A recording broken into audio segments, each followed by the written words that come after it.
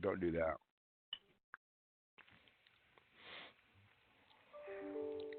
Okay. Um, there was a little confusion on, you know, the whole Microsoft Office 365 and the directory sync stuff. And just so you guys know, the original intent when we started the oh, someone's knocking at my door here. Hey, my neighbor. I'm on the phone. I'm on the phone. Okay. My neighbor comes over.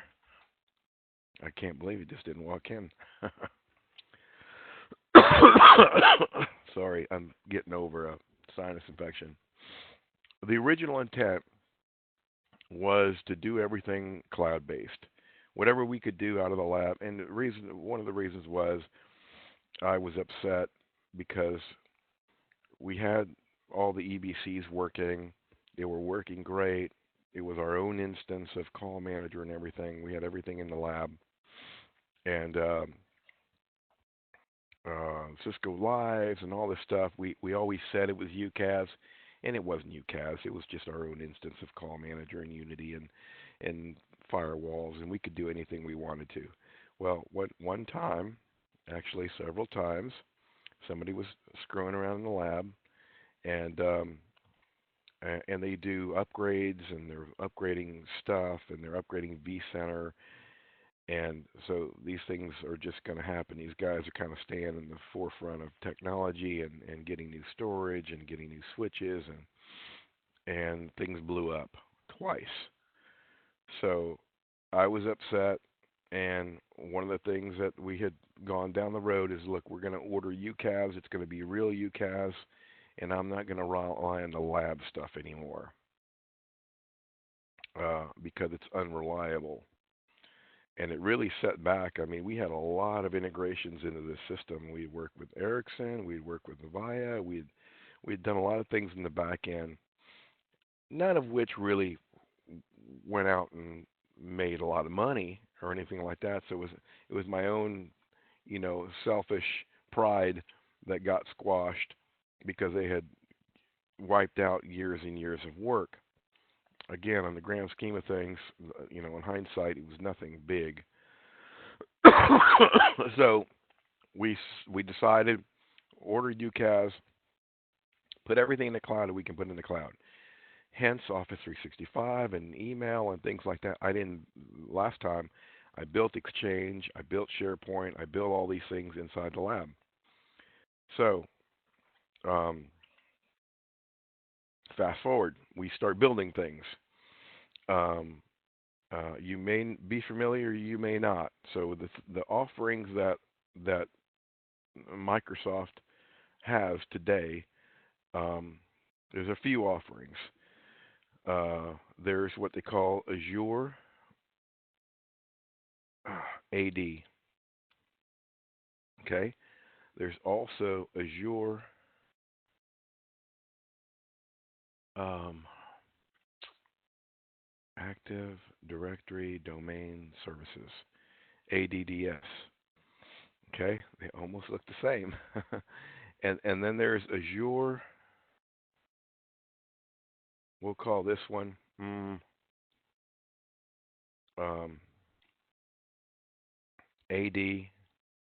And I put, I'm making up my own word, like on prem. Okay. Um, so those are the three things that you can do with Azure. Um, Now let's just take the first one really quick. What is Azure AD? Azure AD is like a lightweight. It's a cloud identity service. Let's call it that. A cloud identity CID, cloud identity. So I always like drawing user databases like this for some reason. I don't know why. It's a user database. Okay. Does it support LDAP and all this stuff like a regular user database? No, it does not. It's limited in scope, and it's more of a cloud identity. Uh, Very much, if you're familiar with AWS, I am. Um, those types of identity providers that are limited in scope. What does it do? Well, we remember that there's an offering of 365, right? There's Office 365 that has Word, PowerPoint, Exchange Online. We'll put Exchange O for online. Power BI, and all those other workloads, all those SaaS applications. So originally, what this provides, when you create an Office 365 tenant, when you go and purchase one, and you create users, your users are in here. That's what it uses. So you create user 1, user 2, user 3, and so on and so forth. Okay? So it's a cloud identity service. Now, just back up just a second. We all know that inside ASH3, there are AD servers. We have real AD servers, on-prem AD servers that are in the lab. Okay, I just wanted to make that clear. Um, okay, so let's put that away. The second offering. But that is your AD that you're calling an identity service, right? It doesn't. Call Manager won't sync to that, right? It doesn't do a their sync, right? Right. The LDAP is not supported. Right. In this one, LDAP is not supported. Right. So just put that ASH3 away, and let's talk about this, and then we'll bring ASH3 in. The other offering they have is Azure ADDS, okay, Active Directory Domain Services, I think it's called. And it is an Azure offering. It's what would they call that? It's a managed Active Directory Domain Service. In other words, when you go in Azure and say, I want to turn up, you can create this Active Directory Domain Service. It actually, in the background, creates 2 domain controllers for you. You can't see them because it's a service. Actually, you can see them if you install the AD domain tools on a PC and then hook up to that domain. But it is a managed Active Directory domain service. The hardware you don't see, the virtual machines you don't see, but it's managed. In other words, Microsoft is doing the backups. If one AD server goes down, you never know it. They're going to build another one. In reality, it is, I want to have domain controllers and do LDAP queries, work. I don't think you can extend schemas or anything like that in this service. But most of the things that are done with AD in companies like ours are what they call GPOs, group policy objects. And what GPOs do so this one does not support, no GPOs, no LDAP queries, and in this one, you're getting closer to the on-prem style one. So you have LDAP in this one. You don't see the servers. They just spin up in the background, and then you have Active Directory service, and then you have limited GPOs. So what are GPOs? Companies like ours, all companies like ours, you ever notice that you can't, if you do Chrome, if you like Chrome on your work PC, every time you reboot your PC, what's the default browser that comes up? You ever notice that? It's usually IE, right? Yep. How do we change that? Yeah. GPOs. So that comes down on GPOs. So in Active Directory, right, there's things that you can do in OUs, right? Every directory is a X.500, schema. They can put these group policies, and that's how you manage an enterprise as big as ours. I want people to not have admin rights. I want them to have some things. I want to automatically install Pulse, VPN, all these things. That's what an enterprise AD gives you. Okay, and Azure ADDS gets very close to that. There's some limitations on GPOs, how many GPOs you can have in an OU and things like that. If you guys aren't familiar with an OU, um, Organizational unit. yeah, gosh, I got a brain fart there. Yeah, and you can put PCs and you can put users in OUs, right? And then on the top of that OU, you put a policy, a group policy, and it can do everything, and it can even do stuff on Macs. So when you log in, it's going to push down some policy to your PC. All kind of things. What colors, what backgrounds. Remember, we log in every once in a while. And, that's a cool background, Verizon 2.0. It's minor stuff, but there's a lot of management. There's thousands of management widgets, levers, and knobs that you can program inside GPOs that then, and then you can log into the domain. So, right, you log into the domain. When we log in, this one doesn't have, you can't add PCs to the domain on this one. This one we're getting closer to on-prem, so you can LDAP GPOs and then,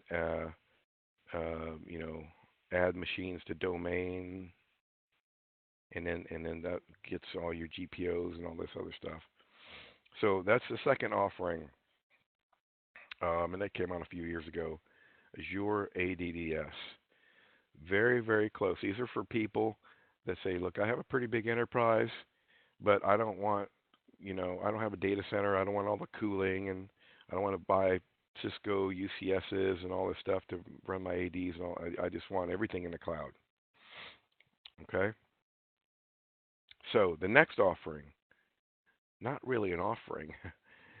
Azure, as you guys well know, is a PaaS and an IaaS, right? So you can spin up servers up in Azure, right? And you pay how big the server is, how much storage, and all that other stuff. So this would be, you're familiar with VMware, EXXI, Citrix, all these things. But of course, they have all this orchestration on top of it, right? Where you go in Azure, and it's very easy to, well, easy is a relative word, but you can spin up servers. And one of the servers you can spin up are, Windows 2019, 2016, 2003, whatever you want, enterprise, data center, core, any of these servers that are available for Microsoft. And of course, on AD servers, you can, on Windows servers, you can install Active Directory and DNS and certificate services and all the things that you would need that usually are on-prem. You can do in the cloud, in Azure. And there's different ways to connect. There's VPN, what they call subnet gateways inside Azure that you would connect, these servers to your on-prem network, right? You got your network out here and your sites or whatever. So you can run Azure AD, connect that to your network, and it's just like being on-prem. You have, spin up as many AD servers, domain controllers that you want. Okay? Similarly, if you had a smaller enterprise and I don't know where the cutoff is, but just remember this one has a little bit less because it's AD as a service kind of thing.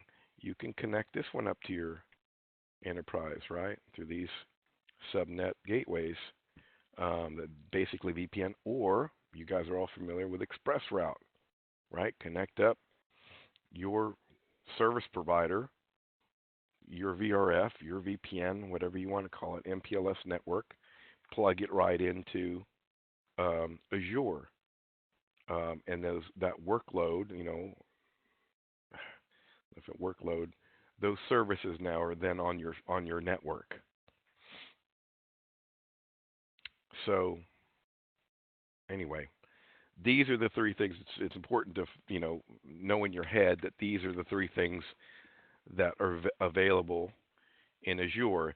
These two you can really say they're services, and then this one is kind of, okay, I'm spinning up servers.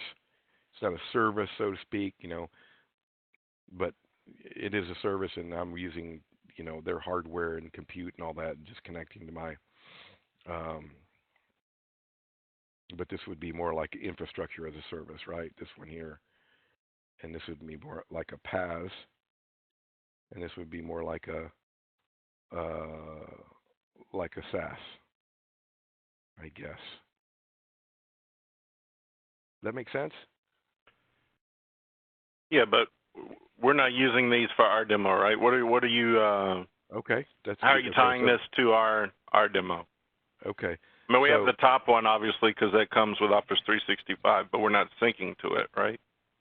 We are syncing. So one of the things that you can do with either one of these two, and let's just do a new sheet here, and I'm going to say Azure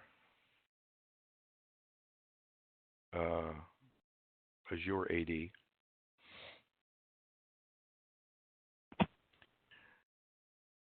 And then we'll just put UCAS out here. That's UCAS. That's all our servers. And then we'll put the lab down here. CTC lab.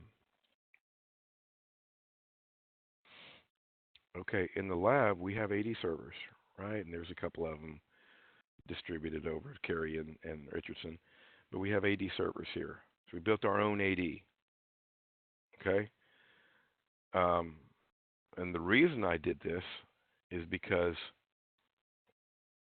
they didn't have Active Directory domain services, Azure ADDS, when we started this thing, where I would have done that. So we had to do ADs because remember we have call managers over here. We have stuff over here that can sync, right? Or pull the users. Oh, let's see. We're pulling this way, right? Call manager over there, UCM, and Unity and all that stuff. So the only way we could do this is to build ADs here. Okay, and then we wanted to change online and all that other stuff. Well, the only thing I could do, because the only offering Office 365 or in Azure in Office 365 was this guy. Azure AD 365 over here is a different entity. It's different. But when you build 365, you get this for free. You get Azure AD. So when you build users inside Office 365 portal, if you go over to Azure AD, like I build user 1 here, if you go into the portal of Azure AD in Azure and you go to Azure AD, you're going to see user 1 there. So they kind of had an identity service they used in Azure to build 365. If that makes sense. So there is in Azure AD, there's this directory sync thing, directory connector, very similar to what we've talked about with Cisco and their directory connector. But what it will do is sync up the users, and we've talked about this before already. User 1, User 2, User 3 that we built over here. It's going to put them up here. So now User 1, User 2, User 3 are coming from here. Now, why do we do that? Obviously, you already know, because we wanted to use the 365 stuff, Exchange and all that, because the less we could put in here, remember, the better, in my view, was the view I had a couple of years ago. But you're pushing from our AD in the CTC lab to the Azure AD? Yes, sir. Yeah, they're in the CTC lab. We have a little computer, and it has a Windows Directory Connector. That's what it's called, if I'm correct. And it does this thing here. Pulls from AD, and then pushes up to Azure AD. Okay? One of the cool things about this thing is, remember, these guys have passwords. Password 123 is it can sync passwords too. So this guy, password 123 up here too. Great. Now, whatever my Jabber login is here is going to be the same as my Exchange login. Right? It's all the same. Coming from the same place, coming from here. Jabber authenticates against there, and Office 365 authenticates against there, and just so happened that everything's syncing this way, and they're the same.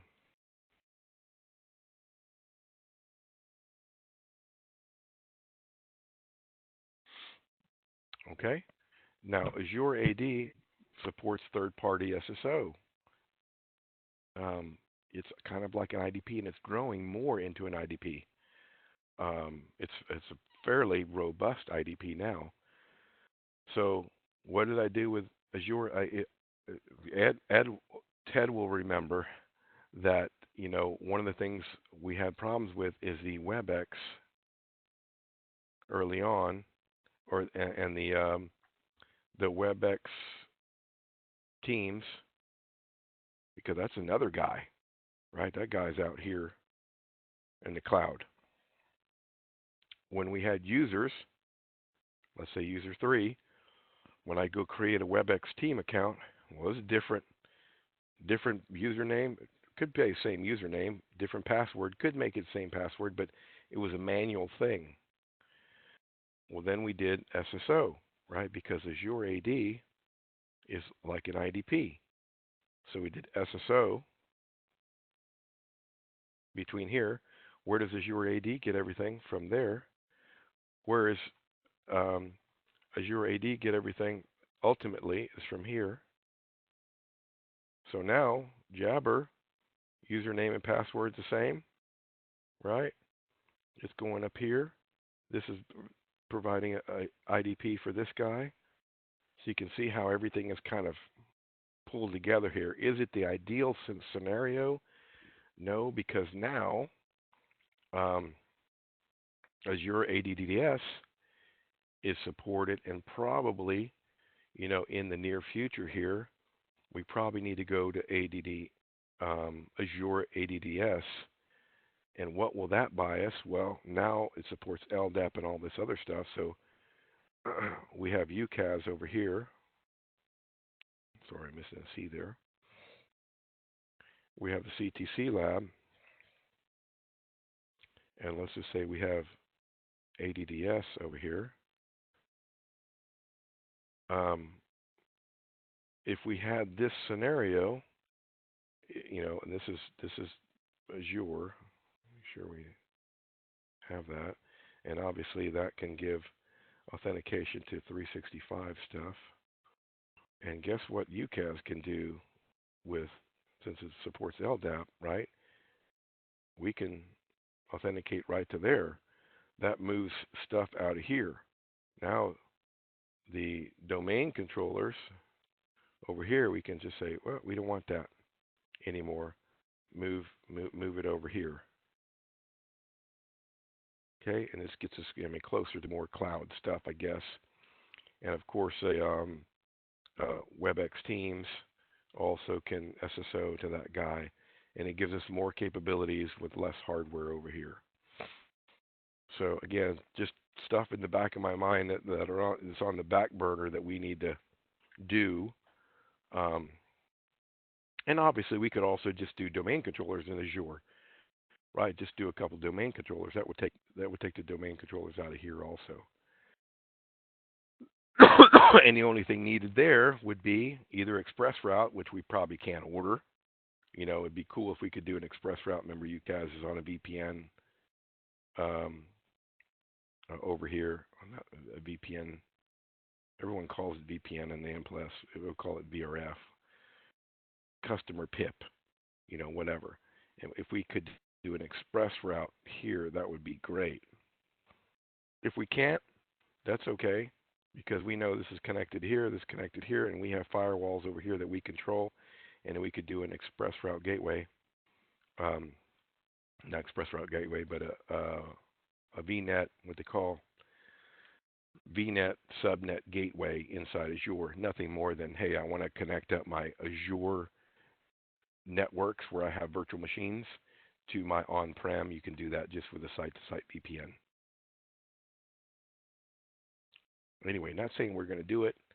If I had all the time in the world and all the know-how in the world, it would already be done. So why do we have to change it from the way it is now? We don't. But again, the lab's blown up before, twice. Not saying it's going to blow up again, but if history. You're talking about the CTC lab? Yes. Yeah, okay. A lot of things go on in the CTC lab. Right. We don't know about. I mean, there's people doing stuff in there, all kind of stuff. We lost connectivity last week. I mean, that scares me to death. We have a test coming up, the Cisco UC Masters. Mm-hmm. Right? That's a pretty important. We don't get another shot. Everyone flies to Ashburn, Cisco, Proctor's, all that stuff. And guess what? If something happens to the CTC lab that happened last week, scares me to death. Not good. Fail. Yeah, it will fail. Everything's down. If I had time, I'd do this thing and say, okay, let's don't rely on the CTC lab because there's so many people doing stuff in there. And the guys are great at keeping everything. Don't get me wrong. But, we don't have 30 guys taking care of a data center and the storage and compute and vCenter and routers and switches. And I mean, there's a lot. It's a monstrosity. It's a lot of responsibility. And there's only a couple guys. And if one of those guys is out on vacation or something, whoo, buddy, you're SOL if something goes wrong in there.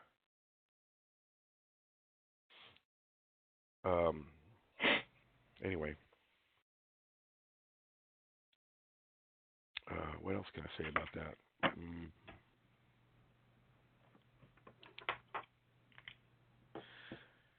Yeah, so that's it. Of course, these things are if you do ADDS, Azure, it's AA, Azure AD domain services, or you spin up your own domain controllers, and that costs money. Right, it's a subscription. The ADDS costs money? Yes. Right. Yeah, it's like under 25,000 objects. It's like it's 100, right at $100 a month, something like that. And if you spin up a couple of domain controllers on yourself, not using the service but using your own, machines that you spin up in Azure, it's around the same price.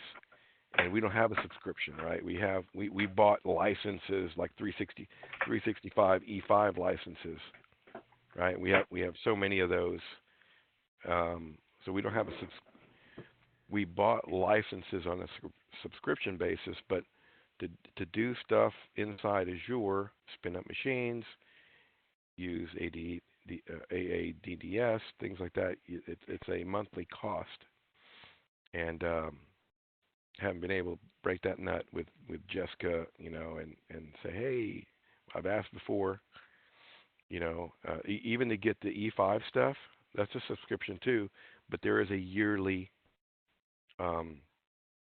you can say I want 15 licenses for a year, and we can do that, and then pay for 15 licenses for a year. But this type of services, they're dynamic, right? They grow and shrink, and you spin up servers, you spin down servers. So it's all based on how much storage, how much throughput, how many network cards you have, how much CPU you're taking up, and so that's dynamic. And that's just, I haven't figured out a way to get someone to pay for that, other than the tenant I have, and I pay for it, and my wife nags at me every month when that bill comes in. Well, at least you don't have all those servers consuming power in your... Oh, I still have that. I still have that. I haven't been able to make the break to do all Azure stuff. But what did I want? Okay, the reason I said all this was one of the things that we have to do in the master UC is create users. So in this scenario that we have, you have to create them in CTC first, right? UCAS.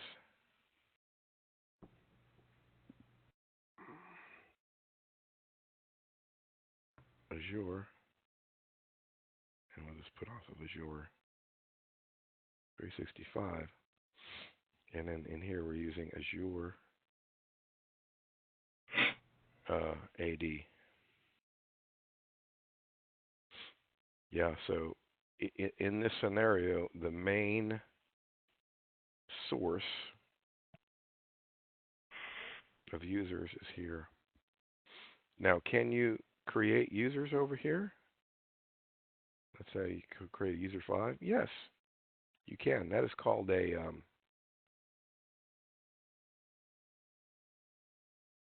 I forget what they call it. Cloud only user or something like that. So you can create users.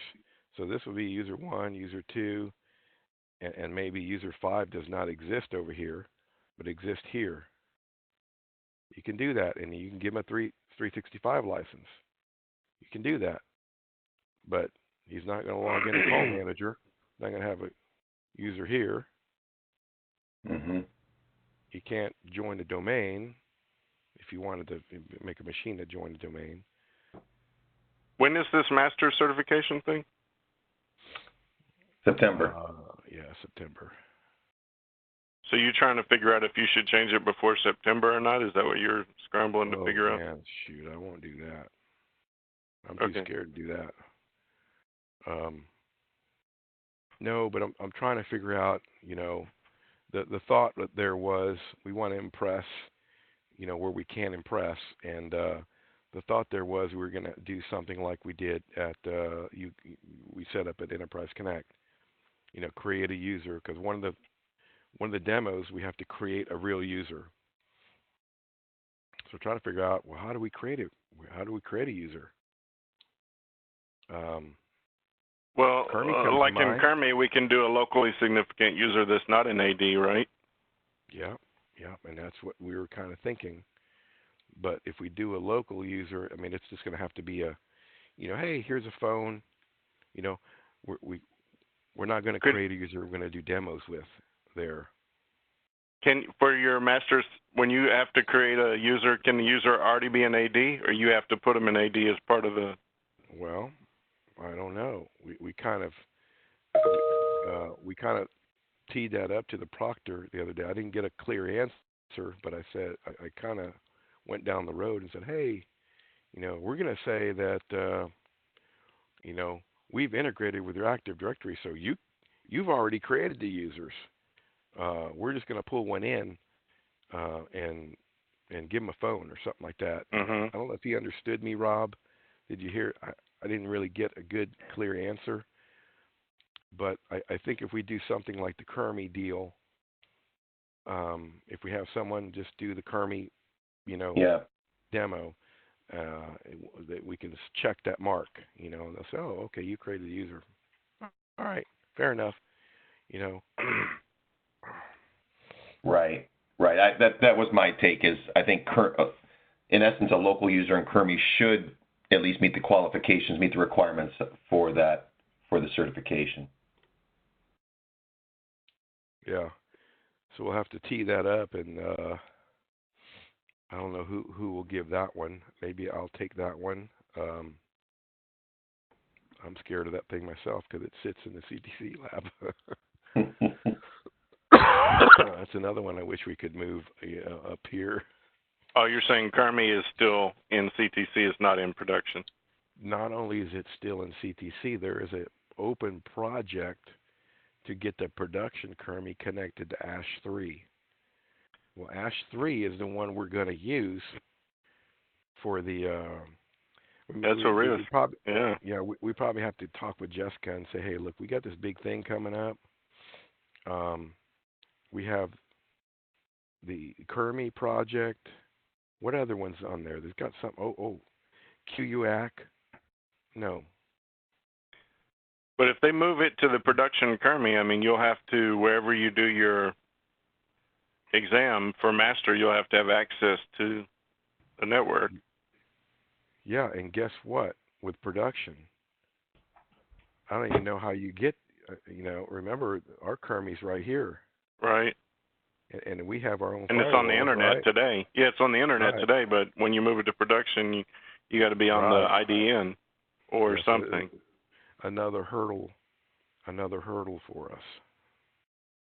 And no Hopefully we LDAP. can-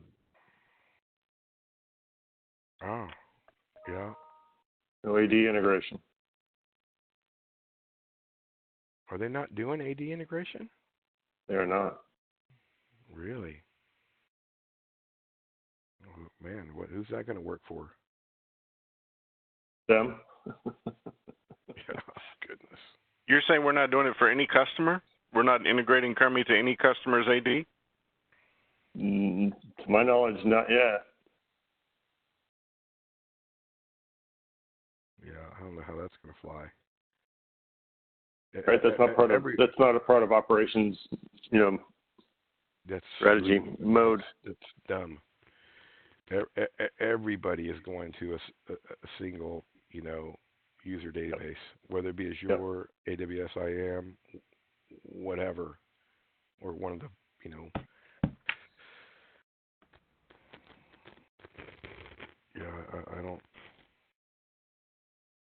I don't know. Makes no sense to me. But we just need to pass this thing and hopefully, get us a couple more years out, and we got to do it again. Be better prepared for it. We kind of piecing together this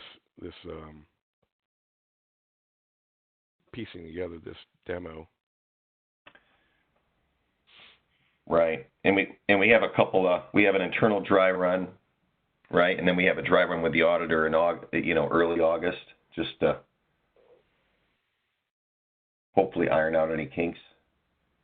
Yeah, and then poor Eva. Eva's going to do.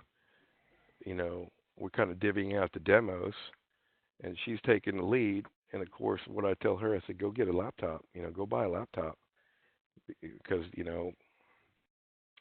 she's trying to use her work PC, and I'm like, that's dumb. You're never going to get to do anything there. And then she goes buys a laptop, and she still have problems.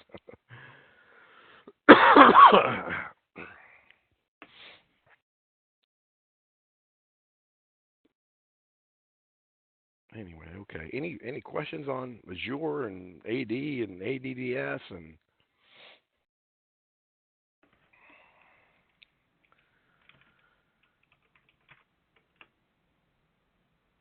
It all makes sense.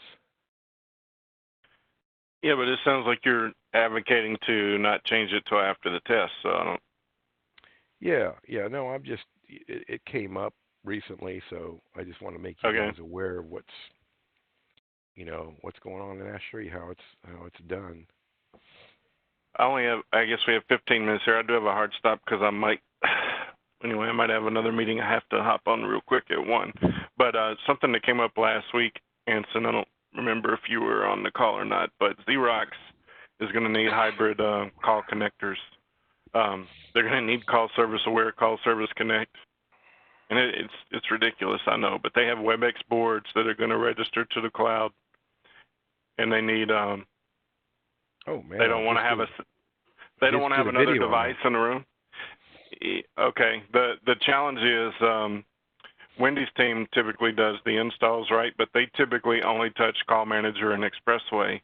So for this, they're going to have to do some work in Control Hub too. So they might need some coaching, and hopefully you have some demos there's the published documents on how to do it, but that's why I bring that up. Okay. Cool. We still have that working, right? Yeah. I mean, I have it working right now. Yeah. In fact, we'll take a look at. Let's see. We'll use this time and go I think check they it have out. 2 WebEx boards. I mean, it may grow, but I mean, we're doing all this work, separate set of expressways with connectors and everything for 2 WebEx boards, but just so that they can make PSTN calls or, extension calls on the cluster. Yeah, right. It's the only way to do it today. Well, you can register them to, depending on your version of CUCM, you can register them to the call manager, but then you lose some cloud functionality, like whiteboarding and stuff like that. Yeah, I mean, you lose it all. Yeah, AI. I mean, what's it called? Yeah, whatever. But yeah, I mean, let's take a look at one. I just did one and was doing a video on one. Let's see. We got one here in Anson's office. This one's online. I actually think it's this one. Do we have more room to add more devices to this setup? We only have 5, I think. Licenses? Yeah. For Call Service Connect? For devices. Oh, for just the register, I got you. Yeah.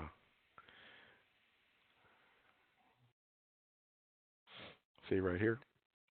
So of course you have to have the expressway all set up and all that. Mm-hmm.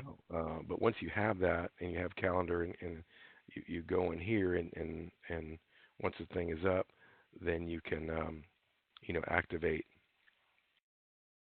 the service. And then the calendar. Right, you have to create a place. I was sharing the document with them. You have to create the place, which you've got there, and then you have to. Mm-hmm.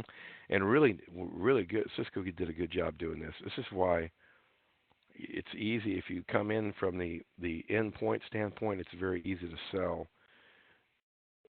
It's easier to sell WebEx, Teams, when people are looking at your rooms and huddle spaces and things like that, because Microsoft has the game on all the content development and security and all that stuff. But as soon as you start talking endpoints, I mean, it's a mess. It's a mess over there. I mean, it's so old school, it's ridiculous. I mean, you got, little computers, little Windows 10 computers, and then you have the kiosk, and then you have the camera, and then you have, HDMI, and then you have mics. It's a mess. It's a mess on the team side when you talk about room stuff.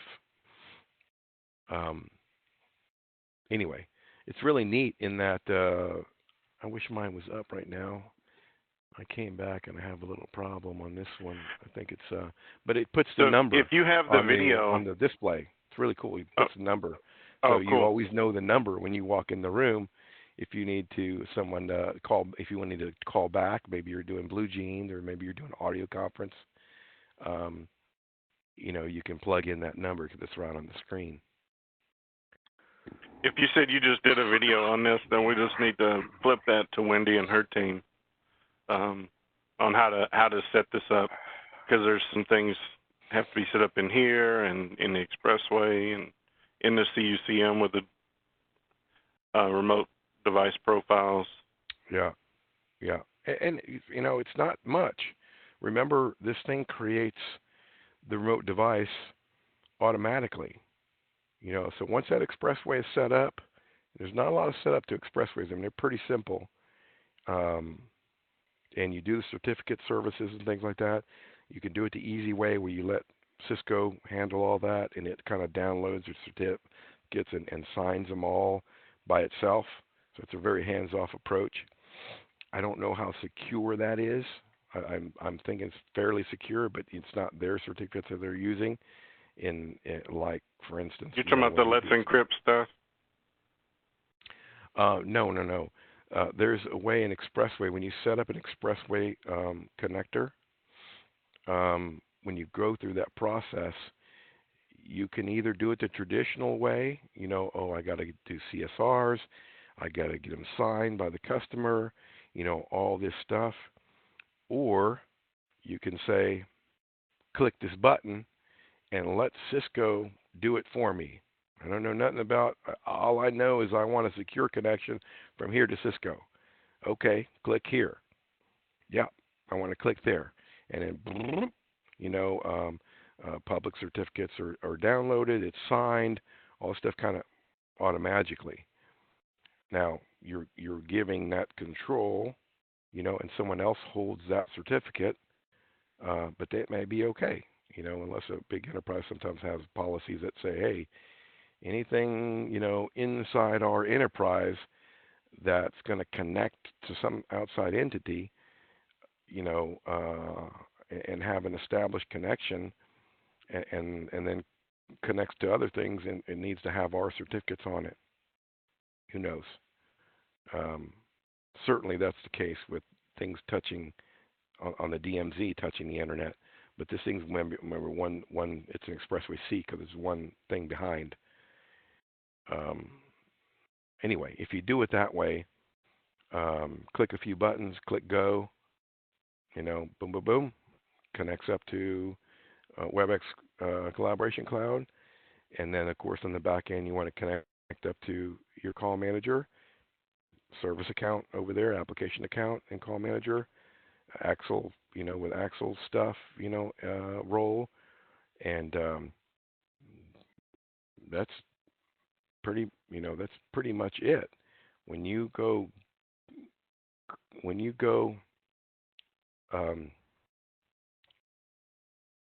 create a number, or create a place, or something like this where someone's going to give a number, there's a little template that you have to build.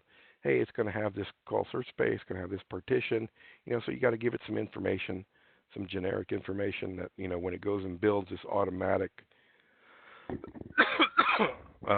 device and call manager, it obviously needs a little bit of information.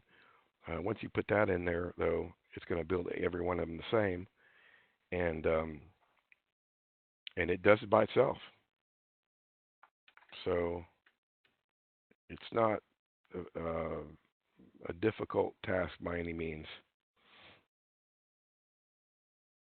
Right. I'm just saying this is one example, but there's more and more things that require you to use Control Hub to configure nowadays. And, PS typically only touches the CUCM environment. So yeah, that's stupid to even have that stance.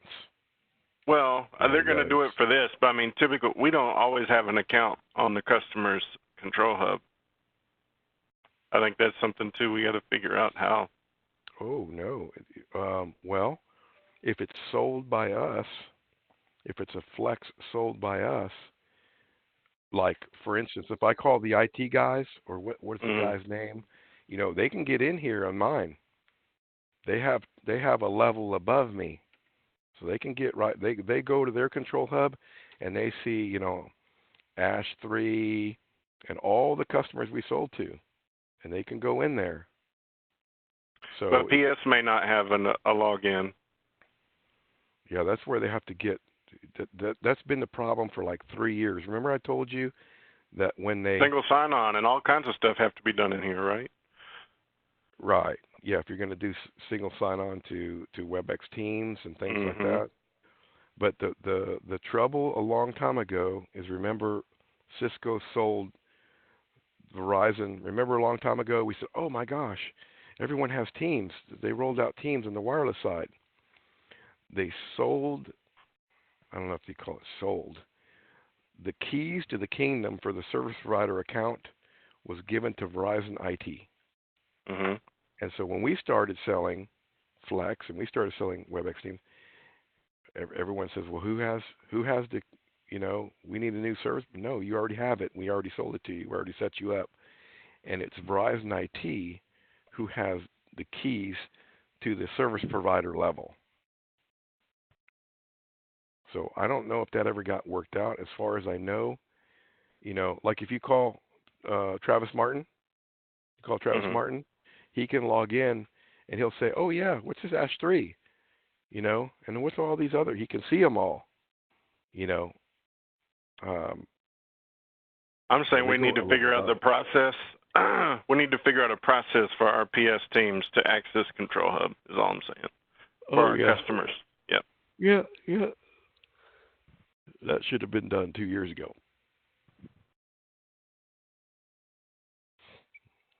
All right. But anyway, okay. Well, that's all I got, guys. Sorry it Cool. wasn't much. The only thing I could think of Good. today. Good stuff.